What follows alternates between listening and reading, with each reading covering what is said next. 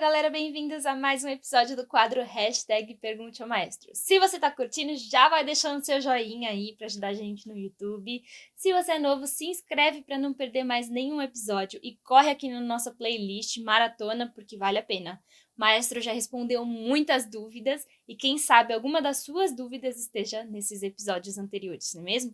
Mas se você tem alguma pergunta que ele ainda não respondeu, deixa aqui no box de comentários que a gente está sempre de olho para responder nos próximos episódios, tá bom? Compartilha nas redes sociais com seus amigos, no WhatsApp também, né? Que é sempre bom receber pessoas novas aqui no quadro com a gente. Vamos lá? Vem comigo! Hashtag Pergunte ao Maestro. Maestro, você pode nos contar sua trajetória de estudos ao longo da carreira? Fiz de tudo para evitar o senhor. Obrigado. Obrigado, lindão. Olha, ou lindona, não sei se é lindão ou é lindona. É lindão. É lindão, tá bom. A minha trajetória foi uma trajetória muito conturbada. Se você pegar o prefácio do meu livro, eu falo um pouco sobre isso lá, tá? E é engraçado que as pessoas me falam que elas gostaram do livro, começando pelo prefácio, já gostaram porque elas se identificaram um pouco. Porque eu passei por várias situações distintas que eu vejo nos meus alunos, mas não simultaneamente. Quando eu era criança, eu fui considerado virtuose, né, no piano. Então, o que é um virtuose? Virtuose é aquela criança tem normalmente uma criança, porque se você cresce, você deixa de ser virtuose, né?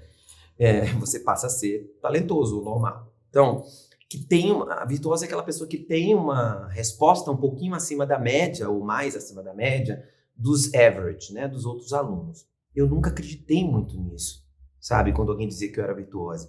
Porque eu achava que ser virtuose era ser um Mozart. Era a pessoa nascer aos 6 anos, sair tocando violino, piano, cravo, 8 anos já tá fazendo concerto. E para mim não era assim. Eu sempre estudei muito piano, eu não tinha piano em casa, tudo era muito difícil, minha família é muito pobre, eu tinha que estudar lá, muito pobre não, mas pobre para ter um piano, não é? Naquela época era uma coisa que passava pela minha cabeça, né, ter um piano em casa. Então eu tinha que chegar mais cedo na escola, a escola era muito longe, eu pegava muita condução, muito pequeno, minha mãe morria de medo. A primeira vez que eu fui sozinho eu me perdi, olha, tudo complicado demais para ser esse virtuoso que as pessoas estavam falando. Então eu não acreditava nunca nisso. Eu estudava 8 horas de piano por dia, 7 horas de piano por dia, e eu pensava, se eu fosse um virtuoso, eu chegaria aqui e saía tocando. Era o que eu pensava. Então eu nunca engoli muito isso.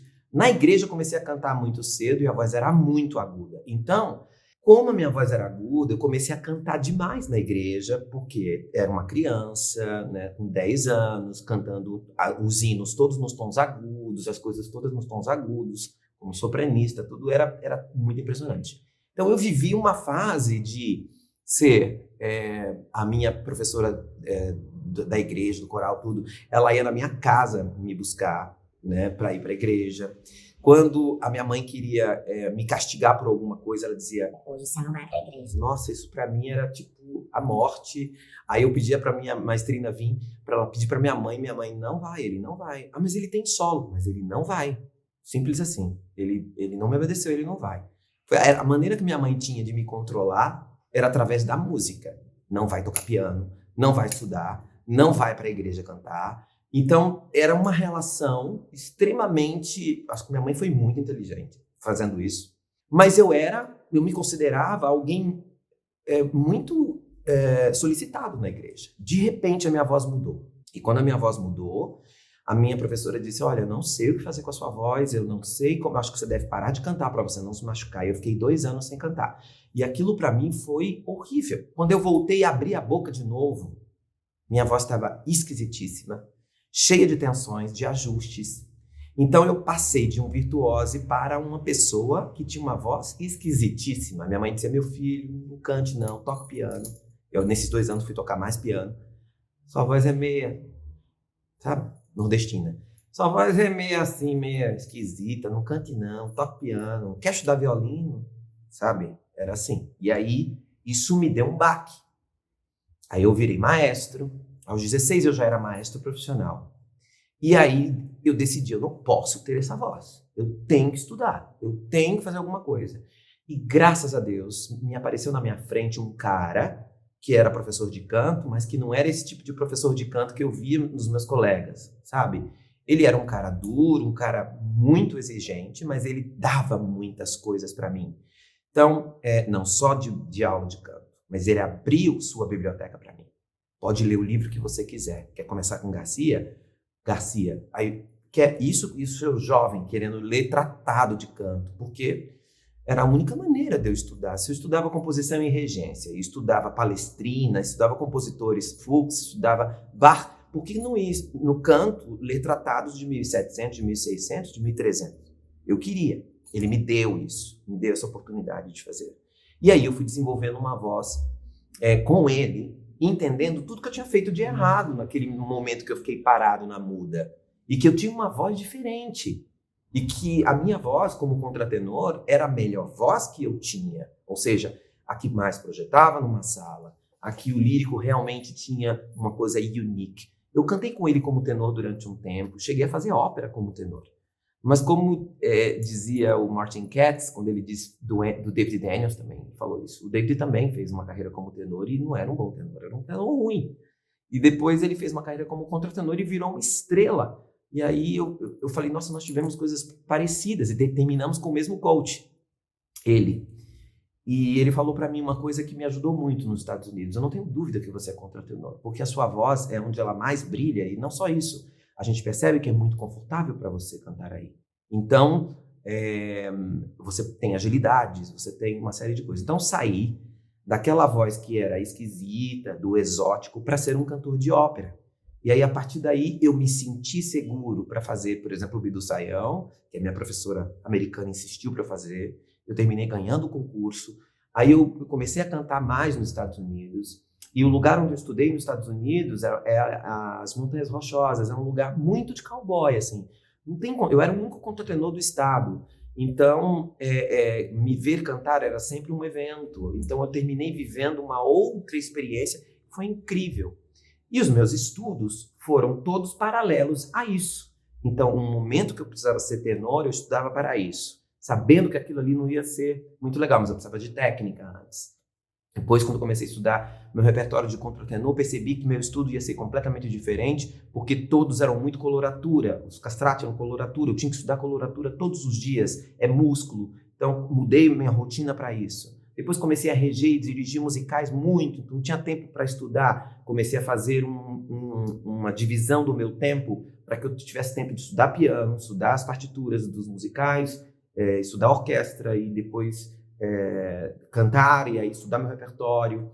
Outra coisa que eu percebi como contratenor é que eu tinha que ser um pouco musicólogo, eu tinha que ter a minha versão de prática de performance daquilo. Então, para eu cantar uma área, eu tinha que estudar o texto da área, a música da área, para quem foi escrito, quando foi escrito, que prática de performance, o que eu ia escolher. Dava muito trabalho ser contratenor. E dá muito trabalho. Mas para mim, muito legal. Então, eu espero que você tenha tido aí um panorama do que foi o meu estudo, o que ele é hoje. Hoje eu tenho no repertório muitas músicas e eu canto algumas delas, mantenho no meu repertório, mas eu estou sempre buscando coisas novas. Então, graças a Deus, quando eu voltei dos Estados Unidos, eu trouxe muito repertório para eu poder não ter que correr atrás dele agora. Apesar da internet, a gente consegue muita coisa. Tem coisas que a gente quer urtext, sabe? Originais mesmo. Então, eu hoje tenho bastante material para o meu estudo, tá bom? Eu adorei sua pergunta, mas no meu livro, tem um pouco dessa história no livro do Bel. Acho que no Bel tem no lírico também, né? Acho que sim, né, Tati? Gente, olha só. Deixa eu falar uma coisa para vocês. Que linda essa caneca que eu ganhei de presente do Cícero da Eternize Estampas. Muito obrigado, tá? Pelo seu carinho. Olha, Estúdio Marconi Araújo. Nós já tínhamos a nossa, só que essa aqui é metalizada, tá? Se você quiser uma dessa para você ficar chique em casa tomando seu chá, entra na Belting Store e compra uma para você. Eu amei. Obrigado, tá? Maestro, antes de continuar com as perguntas, inclusive, durante a estreia de um dos episódios, né, nas semanas passadas, perguntaram se você tem caixa postal para mandar presentes. Então, não temos caixa postal, nós temos o endereço do estúdio, que agora está fechado, mas a gente faz as gravações aqui no estúdio e temos aqui funcionários para receber, tá? Então tá na descrição do vídeo o nosso endereço, se você quiser mandar. Muito obrigado, tá? Olá, maestro. Estou com uma dúvida há um tempo. Comecei a estudar belting há menos de um mês e vi muito a questão da musculatura, TAICT. Minha dúvida é normal no início sentir cansaço e irritação na laringe pós-exercícios? Durante os exercícios não sinto nada. Chego nos agudos, sem esforço e com conforto. Mas depois, mais tarde ou no outro dia, me sinto estranho. Às vezes acho que seja normal, pois todo músculo que esteja muito parado, quando ativo, ele reage gerando dor. Na voz é assim também? Obrigado, estou adorando o quadro. Excelente pergunta. Olha, quando você está fazendo um trabalho, você falou que está fazendo há um mês, e você começa a exagerar exercícios, você pode estar tendo fadiga por exagero. Tá? Pensa, se você é um atleta iniciante, você tem que perguntar para o seu professor quanto tempo você precisa para aquecer ou fazer aquele tipo de exercício para aquele músculo, tá? Mas eu não gosto que nenhum aluno sinta dor hora nenhuma. Então, tem uma frase que eu uso nas minhas aulas, ao final da aula, que é assim: como tá sentindo no gogó? Tô sentindo ótimo, mas não tô sentindo nada. Então, no seu estudo, você também não pode sentir, tá? Se você passou 1 hora comigo fazendo e você não sentiu nada, porque eu fiquei controlando, então você não pode sentir nada. E depois da aula, você tem que dizer também: olha, maestro, eu não senti lá na aula, mas um dia depois eu senti. Isso é muito raro acontecer. Mas o aluno, agora então com a ferramenta online, o aluno pode estar fazendo uma certa força, fazendo exercício, e o professor às vezes não percebe, tá? É difícil mesmo. É uma combinação de propriocepção do aluno com o ouvido do professor. Vou dar um exemplo. Tem um exercício que eu dou de voz muscular, que é esse janeiro, fevereiro. Às vezes, dando curso aqui no estúdio, a gente tem um salão de 100 lugares aqui, e quando a gente dava curso presencial, às vezes ficava lotado, 80 pessoas fazendo exercício, e aí eu perguntava: tudo bem, todo mundo? Aí uma ou duas pessoas diziam assim: eu me sinto muito tenso fazendo isso. Aí eu aproveitava esse momento e falava: você pode vir aqui na frente? Aí eu ponho a pessoa na frente para a gente descobrir por que ela está sentindo. E 80 pessoas, 2 sentiram esquisito. Aí você olha para ela, tá assim, o pescoço está repuxado, ela tá fazendo janeiro, aí tá retendo ar. Janeiro, fevereiro. Então, uma força para fazer uma coisa que é simples. Janeiro, fevereiro, março, abril. Não tem esse esforço de pescoço, de musculatura extrínseca, de subir os ombros, de segurar no lábio. Janeiro, fevereiro. Por que você está fazendo isso? Tem gente que não consegue fazer essa voz muscular e aí fica assim, ó.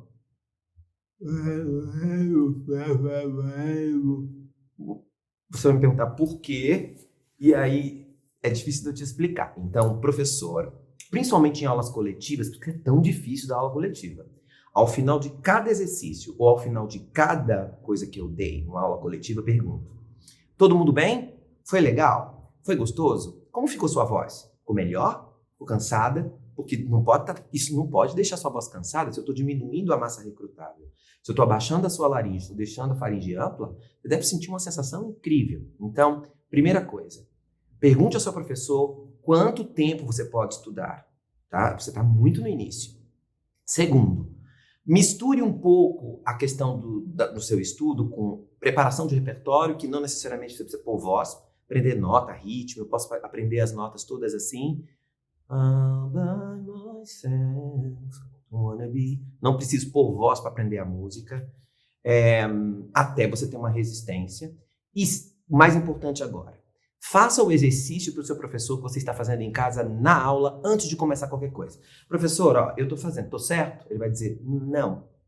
Eu estou olhando para você, você está fazendo uma força no pescoço, sua cabeça está assim, seu corpo está esquisito, vamos recolocar isso no lugar? Porque às vezes na aula você fez direito, mas fora da aula você começou a fazer coisas diferentes que você não percebeu. Ih, gente, tô com um negócio aqui. Tudo bem. Voltando.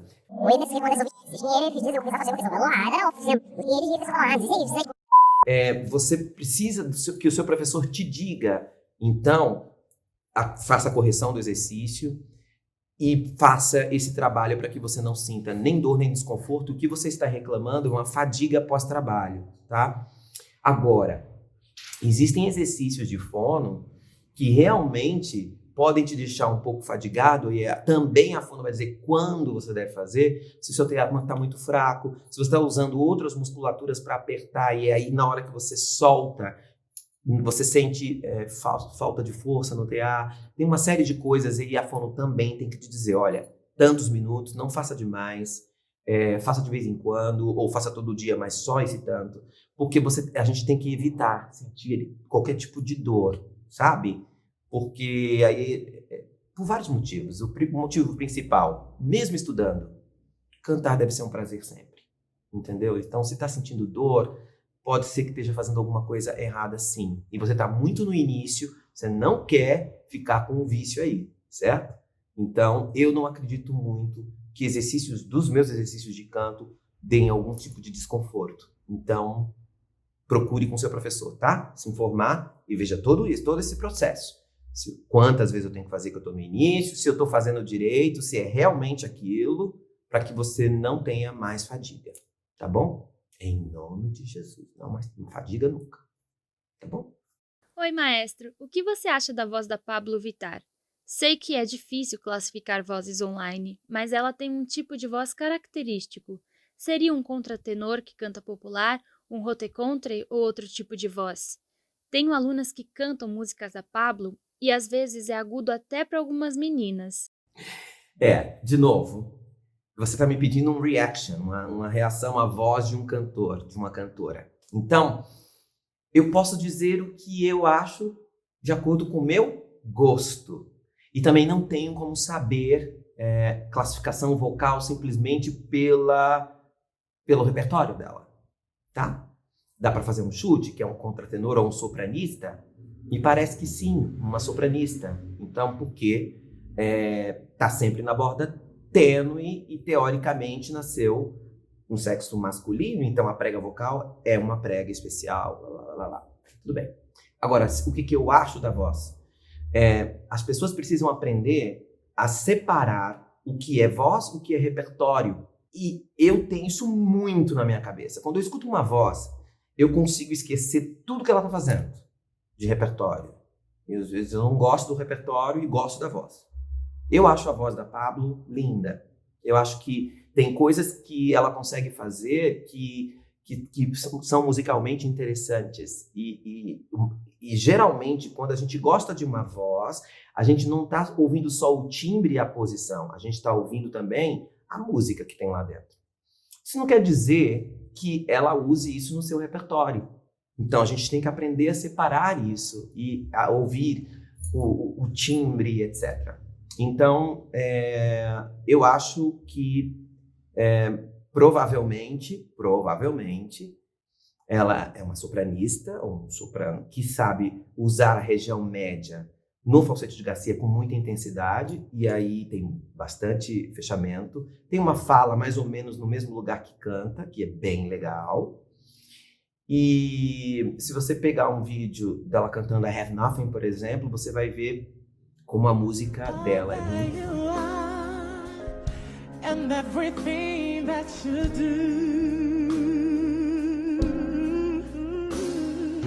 I don't even need to look very much further. I don't wanna have to go where you don't follow. I hold you back again. This passion inside, I can't run from myself. Just know when I'm E aí, de novo, entramos no gosto. Quem gosta? Tem gente que não gosta, tem gente que gosta. Tá tudo bem, não vamos discutir. Mas, de novo, não quero fazer muita reaction, porque eu não a conheço ao vivo. Então, ao vivo, ela vai cantar para mim, vai fazer uma aula comigo, e aí eu vou dizer, é uma sopranista sim, é isso aqui, é uma soprano, não, é um contratenor que vai bem agudo, de health belting. Mas, sabe... não vale a pena a gente perder tempo fazendo isso, né? Então, espero ter te ajudado, mas não tem como eu fazer isso assim, por aqui, tá? É o que eu acho. Tem gente que faz. Tem um monte de vídeo de reaction na internet. Eu não curto muito. Tá bom? Sobre a sonoridade dos cantores country norte-americano, é uma característica física, cultural ou simplesmente um ajuste? O twang está presente como marca vocal desse estilo? Tem algo com sotaque? Nossa, muita coisa. Vamos lá. Tem algo com... Você perguntou se é cultural. Tem, claro que tem. Eu morei aí nessa região da Rocky Mountains, tem um pouco de bluegrass, tem um pouco de country, e eles têm uma coisa cultural, até na dança, tudo, né? O twang tem a ver com a fala? Também tem. Eles falam de um jeito muito, um sotaque muito forte. Trying to take care of my husband while I was out on the road. Well, that didn't go over too big with me. I fought that red-headed woman like a wildcat. She jerked my wig off and almost beat me to death with it. Mas tem a ver com ajustes também. Sim, maravilhosa. Country americano é o melhor estilo dos Estados Unidos, mas as pessoas não estão preparadas para essa conversa. Eu só tô gravando, tá, Sammy? Acabei de gravar você. Sammy exposed. Ai, põe ela, Tati. Vai. Não exposed da pergunta maestra. Vai, gravando. E sabe o que aconteceu? Eu vou contar. Normalmente eu não conto coisas de aluno, porque eu não quero expor ninguém, mas eu não digo o nome, e talvez ele nem veja esse quadro, né? Eu tive uma aluna nos Estados Unidos que ela cantava bluegrass, e ela tentava twangar, e ela ficava muito rouca. Então ela tinha uma banda que fazia sucesso, e a banda dela começou a fazer muito sucesso. Era linda, uma das meninas mais lindas que eu já dei aula na minha vida, e ela sofria muito com isso, com o impacto, porque era muito barulhento o lugar onde ela cantava, e ela veio fazer aula de belting para tentar resolver isso comigo. Então, tem pessoas que naturalmente, por influência da família ou do ambiente, vou dar um exemplo, sertanejos no Goiás, né? Desde criança, o pai canta, a mãe canta esse tipo de música, escutam, vão fazendo ajustes naturais. Tem gente que faz o ajuste e fica tudo bem. Tem gente que faz o ajuste e se machuca. Porque não tem aquela facilidade que o pai tem, ou que a mãe, ou que o tio, ou que a avó tem, de fazer aquele mesmo ajuste. Então você está certo quando você diz que é cultural, que o twang vem também da influência, né, da família, vamos dizer assim, do sotaque, mas é um ajuste. Então a gente tem que tomar cuidado, porque nem todo mundo, se você pegar todos os cantores sertanejos brasileiros e analisar não só twang, mas posição de laringe, essas coisas, você vai ver que cada um tem um jeito de fazer e não necessariamente foi aprendido ouvindo alguém. Ele tem o jeito dele de fazer, porque foi a maneira que ele conseguiu ajustar e fazer bem, tá bom? Então, e essas pessoas, o que me deixa um pouco preocupado só, às vezes, principalmente com relação a twang, porque como o twang tem uma característica muito perigosa, na hora que a gente tenta twangar e não tem faringe ampla, a gente pode realmente apertar a faringe para fazer esse brilho, eu fico um pouco preocupado porque eles só nos procuram, um professor de canto, por exemplo, quando a voz já não está legal, quando a voz já está começando a não responder. E isso está mudando, tá? No Brasil está mudando. Eu tenho alunos que cantam country e que começam a estudar cedo e sabem que precisam fazer isso. Mas ou pop, etc. Hoje está mudando muito essa ideia de que nasceu com a voz. E geralmente é uma preocupação dos pais, que é muito bacana. Ele vê um menino ou uma menina gritando em casa, cantando, e depois ficando meio rouquinha, aí ela fala, vou procurar um professor de canto. Isso aconteceu várias vezes comigo. Quem procura é o pai, quando vê que a criança está fazendo esforço ou que não está bacana e quer proteger, porque vê um talento naquela criança. Então, os pais estão também contribuindo muito para a carreira dos seus filhos, quando eles se preocupam. Oi, tudo bem? Gravando conosco aí, sempre aí com a gente. Então, tem pais maravilhosos, sabe? Que podem cuidar dessas crianças. E perceber que não está bacana o estudo que eles estão fazendo em casa, né? A cantoria que eles estão fazendo em casa. Mas Cuidado com o ajuste de twang. Sempre, tá, gente? Tomem muito cuidado com esse ajuste de twang. Twang é legal. Man, I feel like a woman. Legal, né? Tá bom, mas cuidado. Que esse man pode fazer e você, infelizmente, se machucar. E aí você vê, poxa, mas peraí, mas a fulana faz, e é lindo o que ela faz, ela tá sempre bem. Tá, ela tá sempre bem porque você não sabe como aquela faringe é, como ela fala, como tá, sabe? Então, o espaço que tem ali dentro, então, que não é o mesmo que o seu. Então, não vai de ouvido não, tá? Só isso.